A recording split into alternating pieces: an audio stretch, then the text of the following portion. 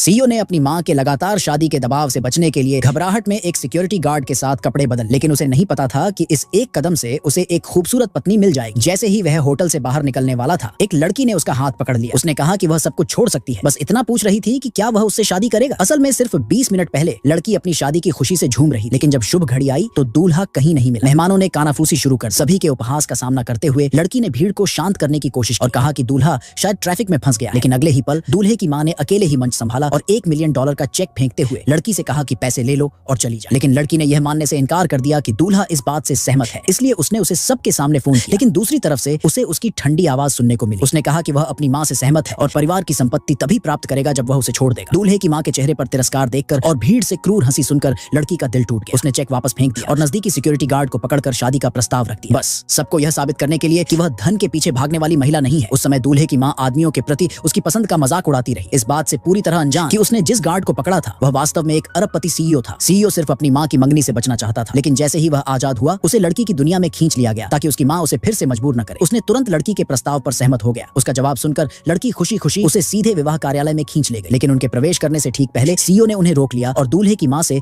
उनका पारिवारिक नाम पूछा। मां ने अहंकार में आकर अपना नाम बता दिया। उसे नहीं पता था कि मुसीबत आने वाली है। दूल्हे के परिवार का पतन लड़की को सीईओ का पहला तोहफा होगा। बस इसी तरह लड़की को अपनी जल्दबाजी पर पछतावा होने से पहले ही मुलाकात के 10 मिनट के भीतर उन्हें विवाह प्रमाण पत्र मिल गया। परंतु तभी उसका पेट गुर्राने लगा, इसलिए उसने उत्सुकता से सीईओ को स्ट्रीट फूड स्टॉल पर ले जाने का सुझाव दिया। उसने जिस जगह का जिक्र किया उसका नाम सुनकर सीईओ ने थोड़ा सा मुंह सिकोड़ा और कहा कि उसने पहले कभी वहां खाना नहीं खाया। लड़की ने सोचा कि वह बहुत गरीब होगा और उसने कभी भी शानदार जगहों पर खाना नहीं खाया हो और उसे लगा कि उसे एक दयनीय आदमी मिल गया है जिसे उसकी देखभाल की जरूरत है, इसलिए उसने उसे खुद वहां ले जाने की पेशकश की। इस बीच उस आदमी ने चुपके से अपने सहायक को फोन किया, उसे अपनी मां को सूचित करने का आदेश दिया कि वह अब शादीशुदा है और एसआईए समूह के साथ सभी सहयोग रद्द कर दे। इसके तुरंत बाद लड़की उसे लेने के लिए एक टूटी फूटी छोटी कार में आई। दूसरी तरफ परित्यक्त दूल्हा अपनी मां पर भड़क रहा। इससे पहले कि वह भड़क पाता, लड़की की नई शादी की तस्वीरें उसके फोन पर आ गई। उसने गुस्से में अपनी मां को तस्वीरें दिखाई, लेकिन इससे पहले कि उनमें से कोई भी प्रतिक्रिया दे पाता दूल्हे की मां को फोन आ गया।